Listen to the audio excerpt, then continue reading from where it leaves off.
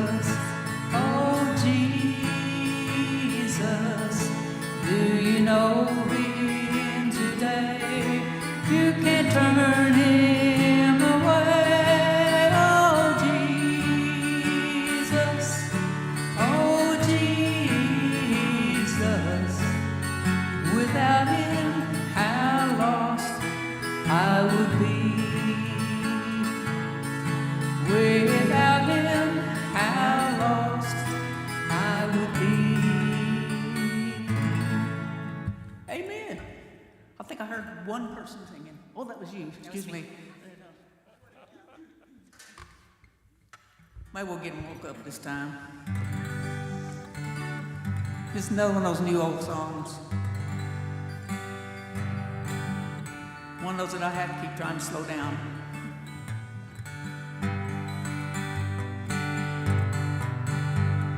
As I travel through this pilgrim land, there is a friend who walks with me, leads me safely through the sinking sand. It is the Christ of Calvary. This would be my prayer, dear Lord, each day to help me do the best I can. For I need thy light to guide me day and night. Blessed Jesus, hold my hand. Jesus, hold my hand. I need thee every hour. Through this pilgrim land, protect me by thy power. Hear my feeble plea, oh Lord, look down on me. When I kneel in prayer, I hope you meet there. Blessed Jesus, hold my hand. Let me travel in the light divine, that I may see the blessed ways. Keep me that I may be holy thine, and sing redemption song someday. I'm your servant's haven to never firmly take a stand. As I onward go and daily meet the flow, blessed Jesus, hold my hand. Jesus, hold my hand. I need every hour. Through this pilgrim land, protect me by thy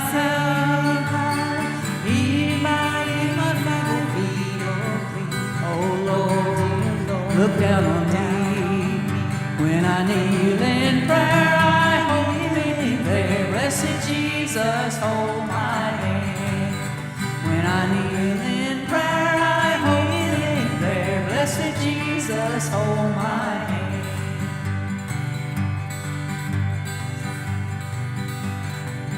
Pastor's not sitting here. I'm thinking we ought to just keep on singing. How about the chorus, Wendy? Okay. Jesus, hold my hand. I need thee every hour. Through this pilgrim land, protect me by thy sound. Hear my feeble plea, oh Lord, look down on me. When I kneel in prayer, I hold him there. Blessed Jesus, hold my hand. When I kneel in prayer, I hold him in there. Blessed Jesus, hold my hand. Woo! I get better on that one, didn't I? Have a seat. And one time, just for fun, I should just go out to my car and drive off and go home and just let them do a concert. Jacob, it's going to be at least 10 minutes before I need that, so there's no rush. All right, Isaiah chapter 30. If you're joining with us and you've not been here, we are going through a study of the Old Testament. And in recent months, we've been in Isaiah. I take 2 or 3 chapters a night, depending on how long or short the chapters are. My goal is to go verse by verse, word for word throughout the Bible. And so that if you're here long enough and alive long enough, you can say that you read through every verse in the Bible and studied every verse in the Bible. I've been through the New Testament a couple of times in our church, but I have never gotten all the way through the Old Testament. So we've been going through the Old Testament now for some years, and we're in Isaiah chapter 30, making progress. And so Isaiah chapter 30, if you were with us in the last few weeks, Isaiah has been prophesying, or God has been prophesying through Isaiah, judgment on the northern kingdom of Israel, the northern 10 tribes, and has been warning the southern 2 tribes there in Judah. That's where Jerusalem is. As you know, the kingdom is divided. It's not united anymore. And that judgment on the northern tribes is imminent through the Assyrians. They're going to be conquered in 721 BC by the Assyrians.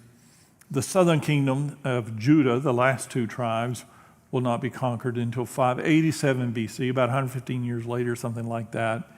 And that will be the Babylonians. And so we see this sprinkled out throughout Isaiah, and we're going to continue to see it tonight.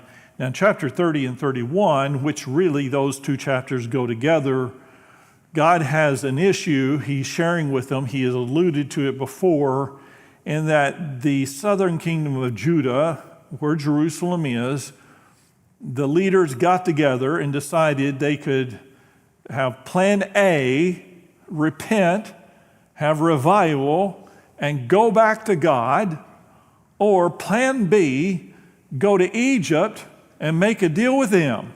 And so they chose plan B. Not a good plan.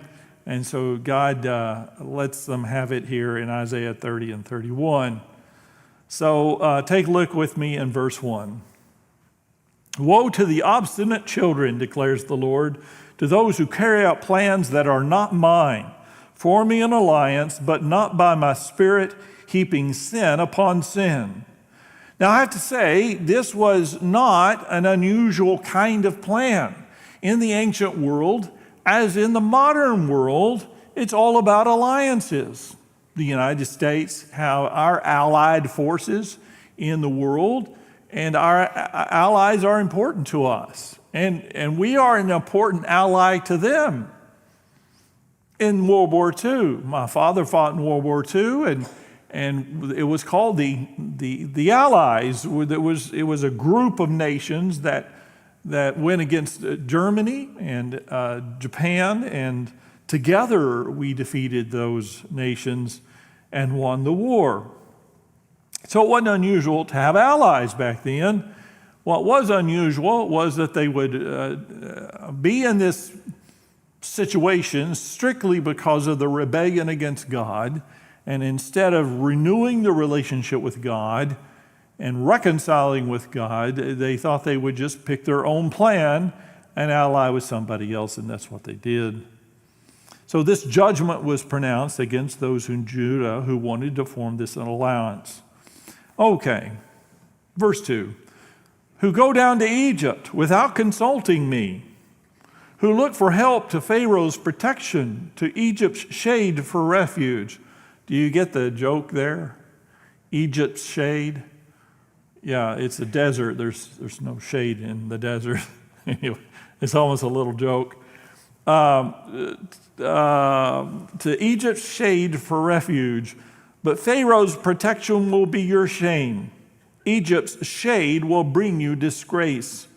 Though they have officials in Zoan and their envoys have arrived in Hanes, or Hanes, I'm pronouncing that wrong both times probably. Maybe it's Hanes, like Hanes underwear. I don't know.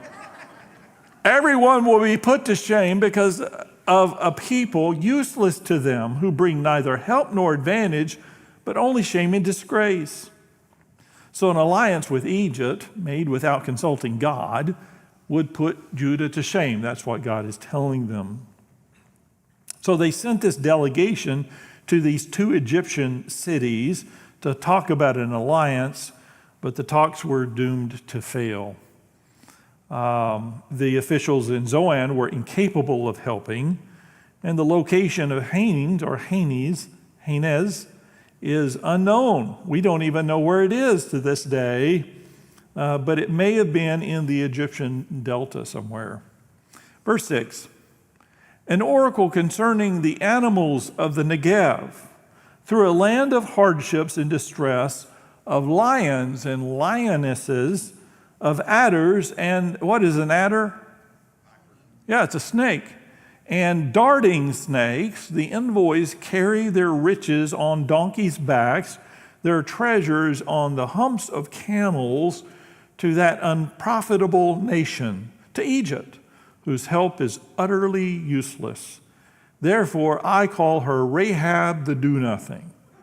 Now,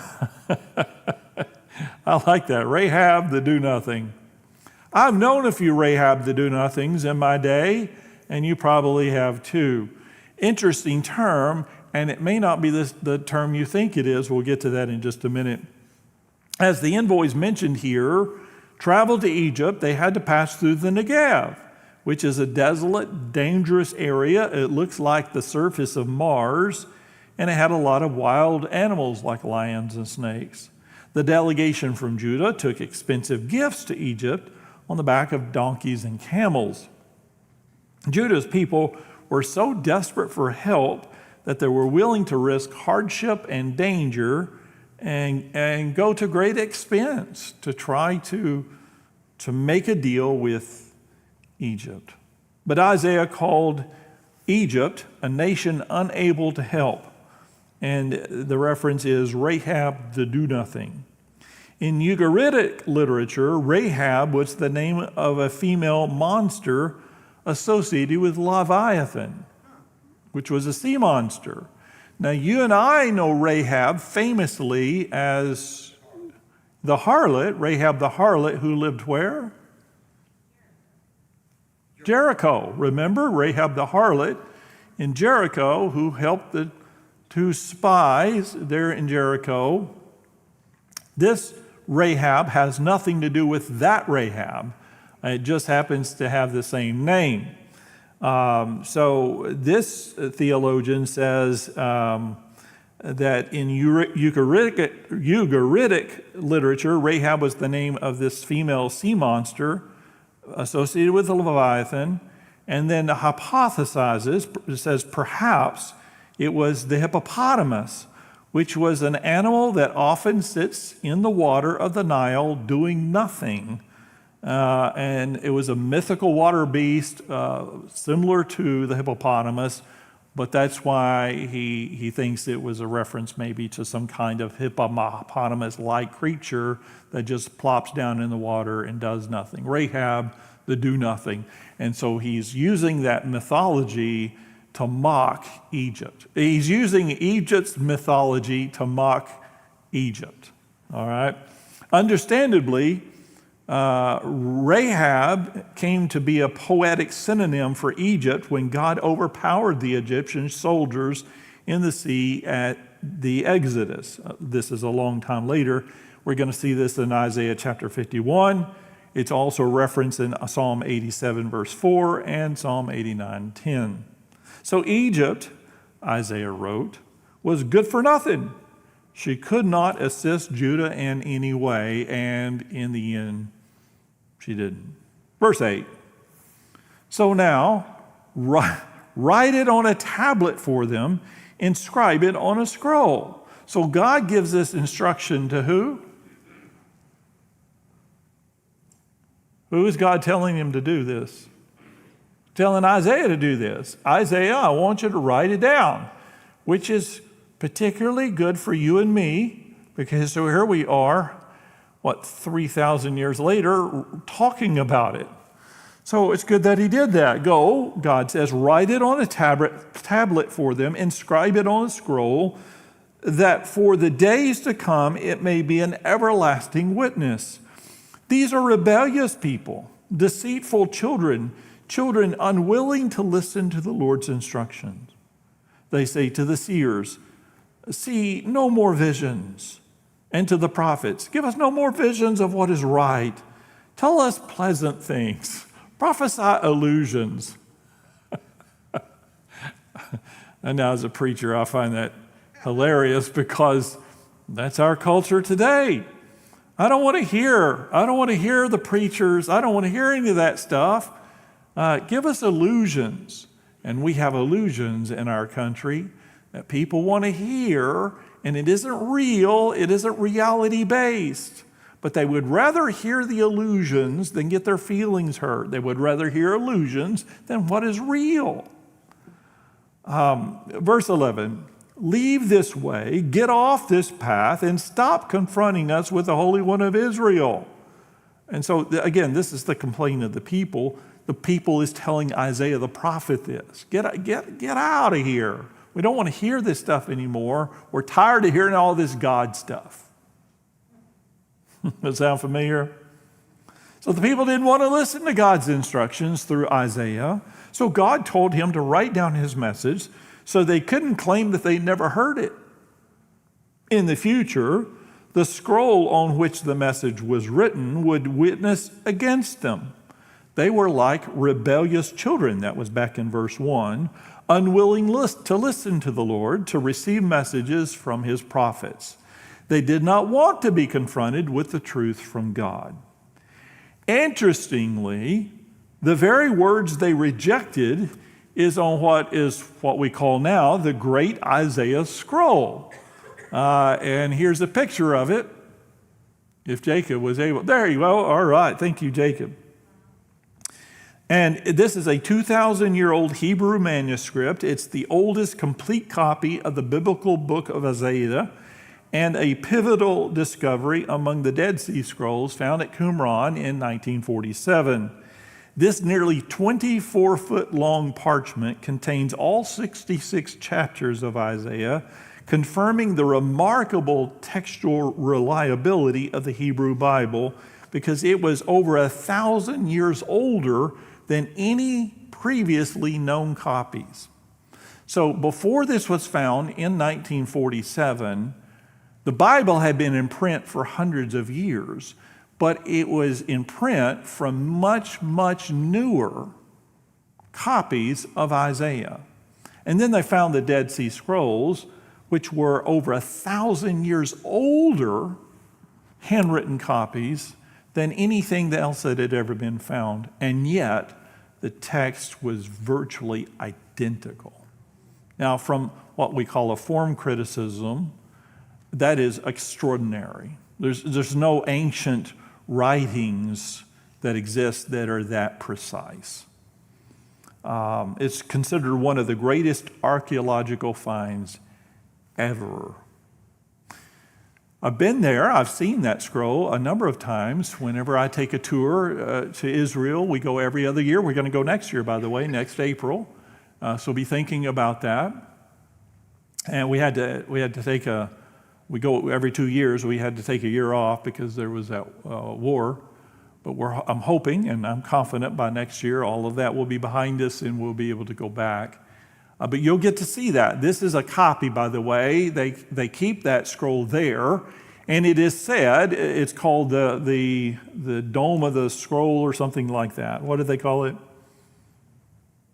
The museum. It's the Museum of the Book. It's a Shrine of the Book. Is what they call it. And it is said that this shrine is designed so that if there's a nuclear attack, the shrine that has the scroll in it sinks down into the ground. It's already, there's no windows or anything. It's already protected through thick concrete, but it sinks down so that a nuclear blast will not affect it, because the Jewish nation considers this a priceless treasure, of course, which it is, by the way. And so, but you can't actually see it because if they kept it in the light all the time, the ink would eventually fade and you wouldn't be able to see it anymore. So they keep an exact replica of it for you to look at. So the Israelites in the days of Isaiah are all gone. These obstinate people who did not want to see the scroll of Isaiah or read the scroll of Isaiah, they're gone. We don't know any of their names, but we still have the scroll. I just find that ironic. Poetic justice, or whatever you want to call it. Verse 12, therefore, this is what the Holy One of Israel says. Because you have rejected this message, relied on oppression, and depended on deceit, this sin will become for you like a high wall, cracked and bulging, that collapses suddenly in an instant. It will break in pieces like pottery, shattered so mercilessly that among its pieces not a fragment will be found for taking coals from a hearth or scooping water out of a cistern. This is what the sovereign Lord, the Holy One of Israel, says. In repentance and rest is your salvation. In quietness and trust is your strength. But you would have none of it. You said, no, we will flee on horses. Therefore, you will flee. You said, we will ride off on swift horses. Therefore, your pursuers will be swift. 1,000 will flee at the threat of one, and the threat of 5 you will all flee away, till you are left like a flagstaff on a mountain, like a banner on a hill. So immediately after they said that they did not want to be confronted by the Holy One of Israel, ironically, Isaiah did confront them with more words from the Holy One of Israel that they didn't want to hear, rejecting Isaiah's message in verse 9 through 11 and relying on oppression, fraud, or plans to avoid God's counsel, and on deceit. It says they would undergo God's judgment. So it says,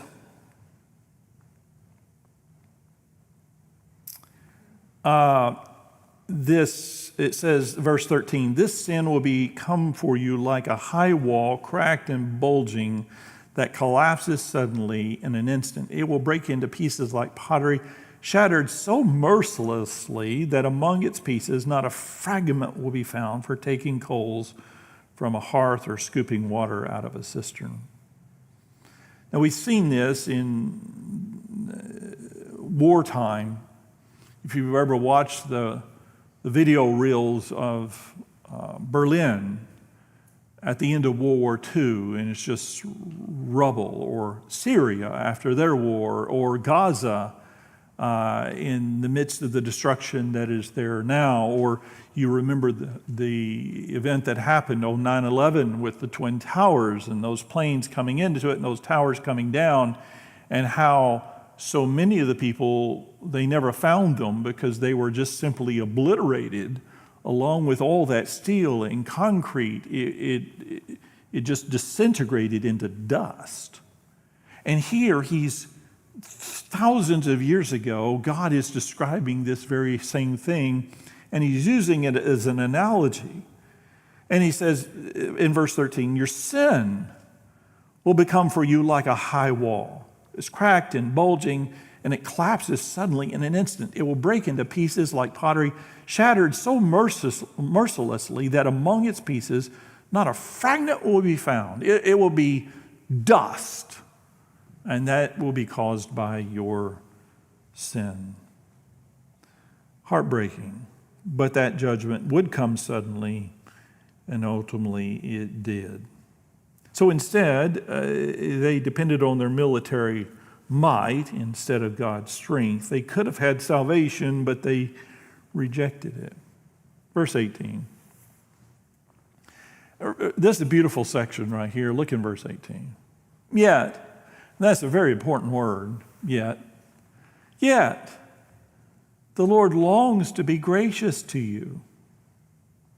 He rises to show you compassion. For the Lord is a God of justice. Blessed are all who wait on him. O people of Zion who live in Jerusalem, you will, and this is future tense, there is a day you will weep no more. How gracious he will be when you cry for help. As soon as he hears, he will answer you. Although the Lord gives you the bread of adversity and the water of affliction, your teachers will be hidden no more. With your own eyes you will see them. Whether you turn to the right or to the left, your ears will hear a voice behind you saying, this is the way, walk in it. Then you will defile your idols overlaid with silver. Not defile God, they're going to defile their idols, overlaid with silver, and your images covered with gold. You will throw them away like a minstrel cloth and say to them, away with you. In other words, they'll be worthless trash to you, unclean. So even though the people had turned from God, he longed, even then, he longed to be gracious and compassionate to them, because they were in a covenant relationship with them. It also says, in the midst of this graciousness, he reminds them that he is a God of justice, but he's also a God of mercy. Verse 23. He will also send you rain for the seed you sow in the ground, and the food that comes from the land will be rich and plentiful. In that day, your cattle will graze in broad meadows. The oxen and donkeys that work the soil will eat fodder and mash, spread out with fork and shovel. In the day of great slaughter, when the towers fall, streams of water will flow on every high mountain and every lofty hill. The moon will shine like the sun, and the sunlight will be 7 times brighter, like the light of 7 full days, when the Lord binds up the bruises of the people and heals the wounds he inflicted. So it's an interesting statement. Also, light will be increased, for the moon will be like the sun, and the sun will be 7 times brighter than normal. Now, again, you can take this chapter and this passage along with so much of Isaiah and talk about the end times and interpret this in an apocalyptic way.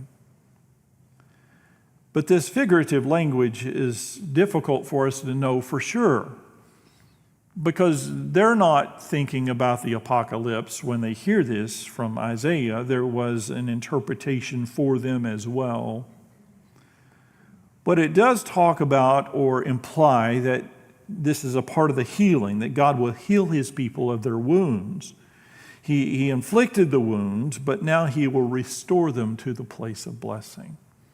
Certainly you can understand the description of The rain and the seed that you sow on the ground, the food that comes from the land will be rich and plentiful, and the cattle will graze in huge meadows. And he's talking about a beautiful future for his people.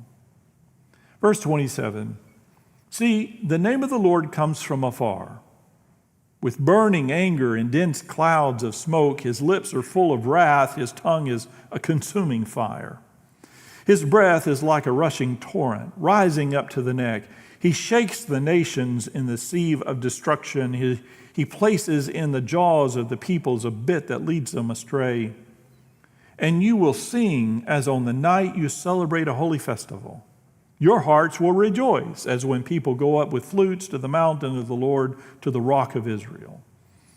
The mountain of the Lord being the temple. The Lord will cause men to hear his majestic voice and will make them see his arm coming down with raging anger and consuming fire, with cloudburst, thunderstorm, and hail. The voice of the Lord will shatter Assyria. With his scepter, he will strike them down. Every stroke the Lord lays on them with his punishing rod will be to the music of tambourines and harps, as he fights them in battle with the blows of his arm. Topheth has long been prepared. It has been made ready for the king. Its fire pit has been made deep and wide with an abundance of fire and wood. The breath of the Lord, like a stream of burning sulfur, sets it ablaze. So he says several things there. Isaiah speaks now again of the present situation, prophesying that the Assyrian army in verse 31, which was surrounding Jerusalem, would be defeated. Again, this occurred in 701 BC, which we're going to get at too in just a few more chapters. Like dense clouds, it says, and a fire and a torrent, that's in verse 30, his wrath would overtake the enemy. He shakes the nations in a sieve like a farmer shaking grain to clear it of small pebbles.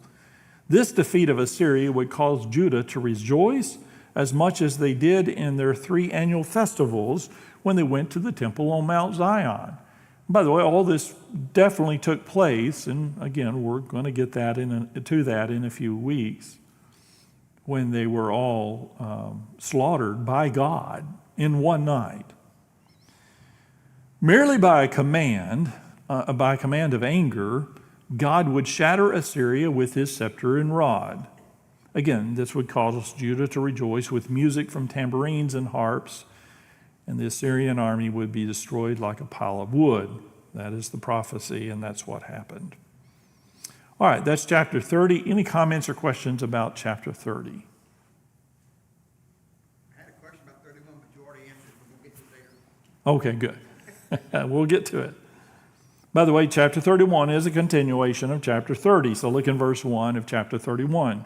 Woe to those who go down to Egypt for help, who rely on horses, who trust. Now, God's not anti-horses. He just doesn't want them relying on Egyptian horses. Who trust in the multitude of their chariots and in the great strength of their horsemen, but do not look to the Holy One of Israel or seek help from the Lord. Yet he too is wise and can bring disaster. He doesn't take back his words. He will rise up against the house of the wicked, against those evildoers. But the Egyptians are men and not God. Their horses are flesh and not spirit. When the Lord stretches out his hand, he who helps will stumble. He who is helped will fall. Both will perish together. So again, this judgment is pronounced against those who went down to Egypt for help and who relied on Egyptian horses and chariots instead of God. Both actions, going to Egypt and acquiring horses, violated God's stipulations in the Deuteronomic covenant in Deuteronomy chapter 17. Since God does not go back on his words, he would judge the nations for their disobedience. It was a clearly specified stipulation that they ignored, and they knew they were not permitted to do it, and they did it anyway. So it wasn't that God just thought, well, that's not a good strategy. I don't like it. I'm going to get you. They knew it was against Scripture, and they did it knowing that it was against Scripture. Verse 4, this is what the Lord says to me. As a lion growls, a great lion over his prey, and though a whole band of shepherds is called together against him, he's not frightened by their shouts or disturbed by their clamor. So the Lord Almighty will come down to do battle on Mount Zion and on its heights. Like birds hovering overhead, the Lord Almighty will shield Jerusalem. He will shield it and deliver it. He will pass over it and will rescue it. Return to him. You have so greatly revolted against, O Israelites. For in that day, every one of you will reject the idols of silver and gold your sinful hands have made. Assyria will fall by a sword that is not of a man.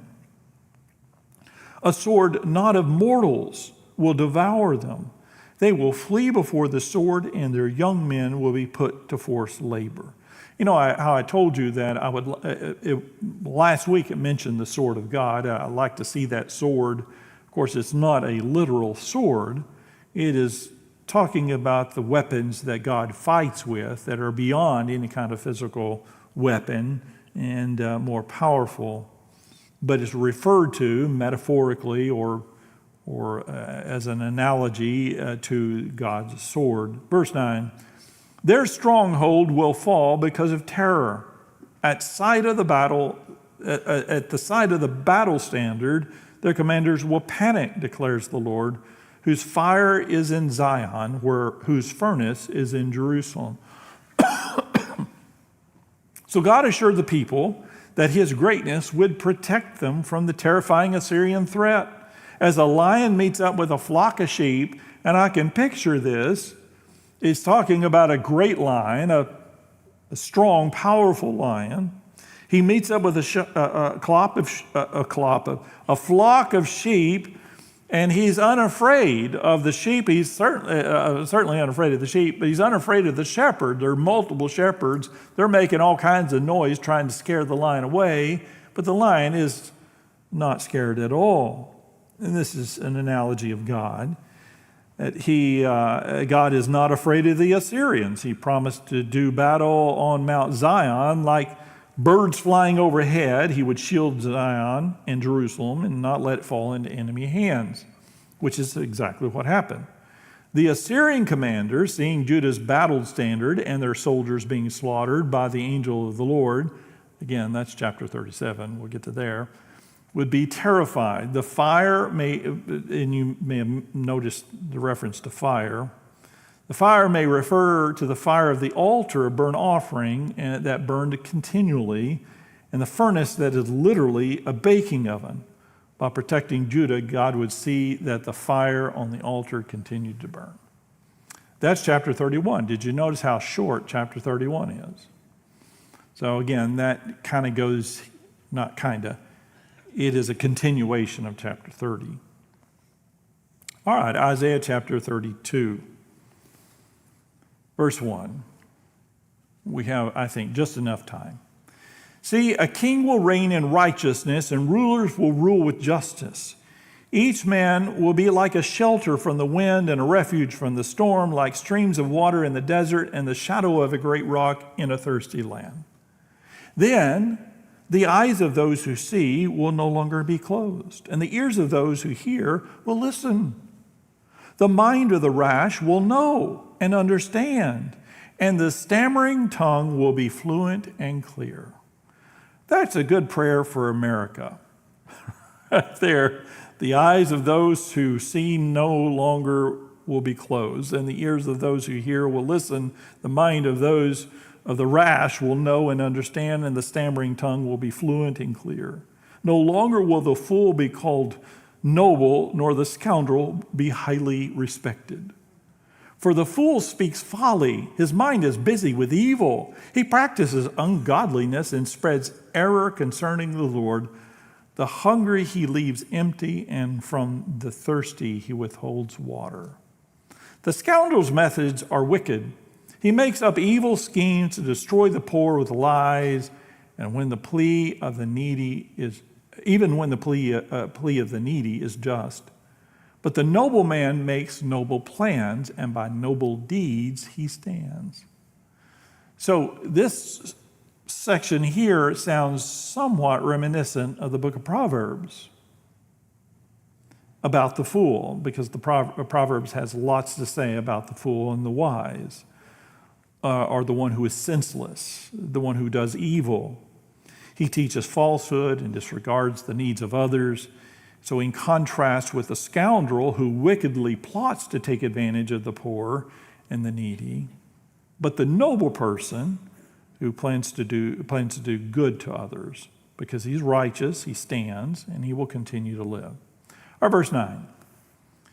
You women who are so complacent, rise up and listen to me. You daughters who feel secure, hear what I have to say. In little more than a year, you who feel secure will tremble. The grape harvest will fail, and the harvest of fruit will not come. Tremble, you complacent women. Shudder, you daughters who feel secure. Strip off your clothes, put sackcloth around your waist. Beat your breasts for the pleasant fields, for the fruitful vines, and for the land of my people, a land overgrown with thorns and briars. Yes, mourn for all the houses of merriment and for this city of revelry.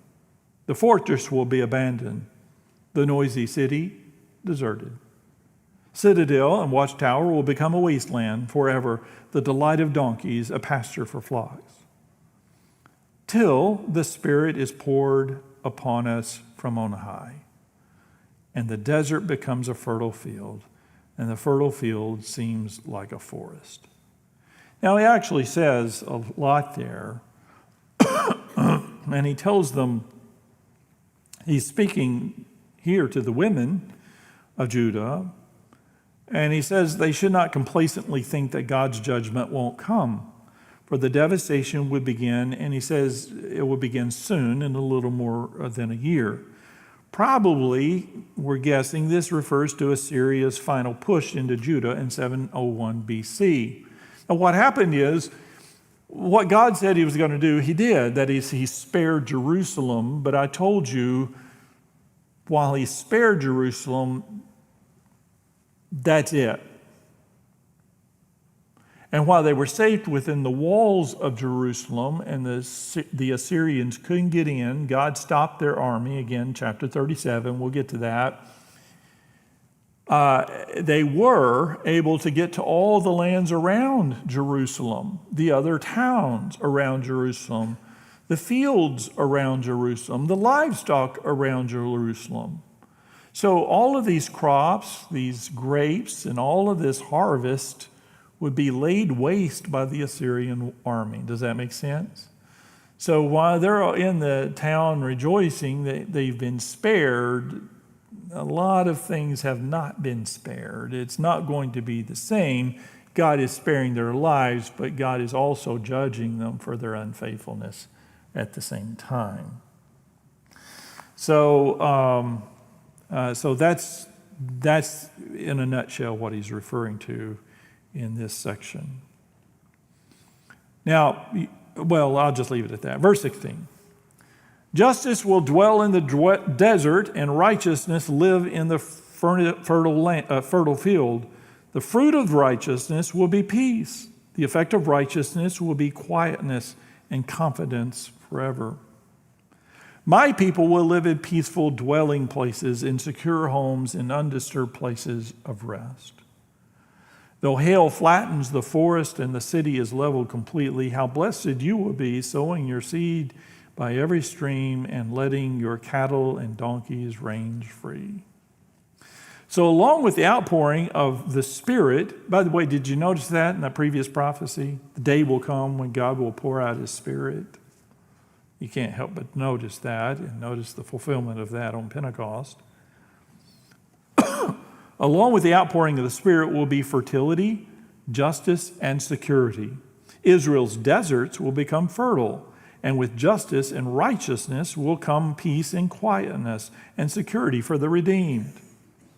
Under the Deuteronomic covenant, if the people obeyed God, the land would be productive. Similarly, in the kingdom, righteous living will result in fertility. In contrast to the destruction that will come in Isaiah's day, the redeemed nation is assured that they will be blessed and have agricultural productivity, and with no rivalry over each other's grazing land. In other words, God will heal the land because of the relationship with the people. Now, interestingly, at least to me, and probably to you as well, the greatest transformation, as far as I can tell, from a geographical point of view, in the history of Israel on the land has taken place in the last 50 years, and particularly in the last 25 years. And I've told you this before. Since I started going to Israel, the first time I went there in 1987, Israel has gone through a remarkable transformation. Now, say what you will about Jews, and people make fun of Jews for being tightwads or whatever. Jews are very creative. They're smart. I mean, they're smart. They're innovative. They're doing things that we're not even doing here. They're doing things that California ought to do, but California has too many regulations because they don't want to, kill a tadpole or something in the ocean. I don't know. But Israel has these huge plants on the coast that turn seawater into fresh water. And they're using that millions of gallons of fresh water that they're creating from the ocean, and they're watering their country with it. And so as we travel throughout Israel now, even as we're going down toward the Dead Sea, there are these huge fields in the middle of the desert, these huge fields of palm trees, and I mean, they have all these tarps and stuff over them, but they're watering these trees, and they're just pumping water into their fields constantly from the Mediterranean Sea, and they're turning their entire country green. It just gets greener every time I go there. And all the vegetation and the fruit and the trees that have grown up over the last 25 years, it is literally transforming the nation in a way I've never seen anything transformed. And so it's really something. So this prophecy of one day, I can't help but to think of what's happening there right now. Now, I don't know that God's talking about that, but I do find it interesting. There has never been a transformation the way that there is right now, at least geographically in Israel. All right, that ends that chapter. Is there any comments or questions before we look at our prayer sheet for the week? Could you go back to chapter 30, verse 20? Maybe I misunderstood. Maybe I didn't hear you. It says, your teacher will no longer hide himself. Your eyes will behold your teacher. Could you identify a teacher? Is that Jesus? Chapter 30, verse 20. Mine says teachers plural. Your teachers will be hidden no more. With your own eyes you will see them. Yeah. Yes, Yeah, even though you're going to have difficulty, says your teachers will be there and they will be teaching you again. You'll be back on the path is really the idea there. Yeah. All right, anybody else?